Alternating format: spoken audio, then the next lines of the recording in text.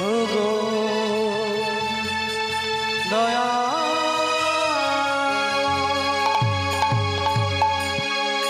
দয়াময়, যারা তোমায় ভালোবাসে তাদের বুঝি এইভাবে কাঁদিতে কাঁদিতে জনম যায়।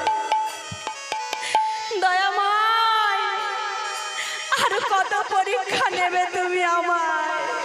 আর যে আমি পারছি না, আমি যে ক্লান্ত, আর যে আমি পারছি না। ওগো, আজ অতিথি সেবা দিতে গিয়ে যদি আমার প্রাণ যায় কই তোমার কাছে ধারালো অস্ত্র আছে? দাও। এই বলে ধরা মামা সেই ধারালো অস্ত্রটা নিয়ে আজকে আড়ালে গিয়ে তার ওই দক্ষিণ স্তনটাকে পেঁচিয়ে পেঁচিয়ে কেটে আজকে দোকানদারের হাতে তুলে দিয়েছে। সাবধান সাবধান, তুমি কোনো কুমতলব নিয়ে গ্রহণ করো না, তুমি কোনো কুমতলব নিয়ে গ্রহণ করো না। তুমি মনে করো আমি তোমার মা, তুমি সন্তান জ্ঞানে গ্রহণ করো। তাই ধরাও মামা আঁচলে চাল ডাল নিয়ে গিয়ে আজকে অতিথি সেবা দিয়েছে মা। আর যেই অতিথি সেবা দিয়েছে অমনি এক ফোঁটা রুধি, এক ফোঁটা রক্ত পড়ে গেল নারদের পাতের সামনে। অমনি নারদ মুনি চিৎকার করে বলে উঠল, অসহ্য নারী, অসুচি নারী, তুমি অসহ্য হয়ে আমাদের সেবা দিয়েছ, আমি তোমাকে অভিশাপ দেব, আমি তোমাকে অভিশাপ দেব। ধরা আমার ছুটতে ছুটতে এসে আজকে নারদের চরণ দুটি জড়িয়ে ধরে বলছে, বিশ্বাস করো আমি অসহ্য নই, আমি অসুচি নই, বিশ্বাস করো। তাহলে বলো মা, এই রুধি এই রক্ত কোথা হতে এসেছে?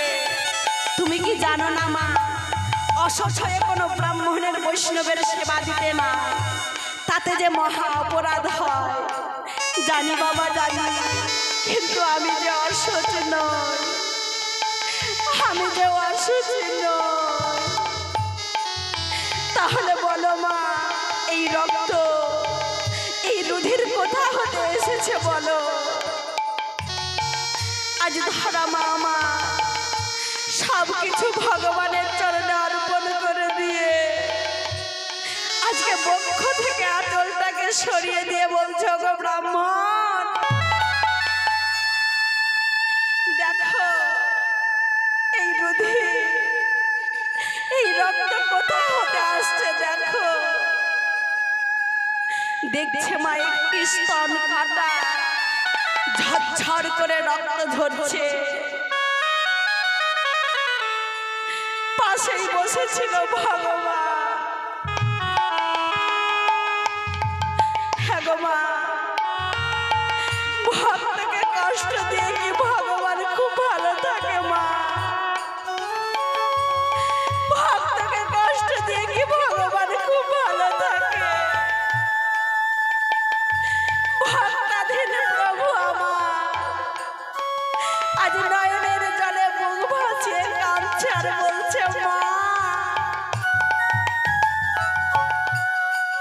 এই যে বস্তু দিয়ে তুমি আমাদের সেবা দিয়েছ, এর দাম আমি একদিন দেব মা, এর দাম আমি একদিন দেব।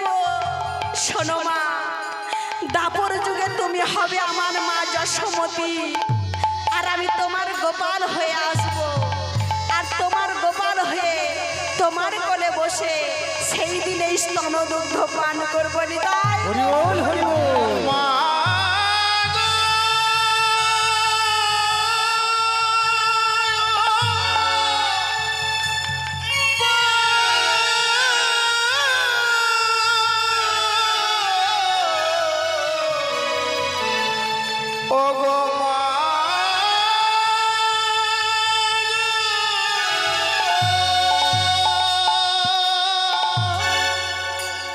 মা যশোমতী বলছে, ওরে গোপাল একবার কথা বল।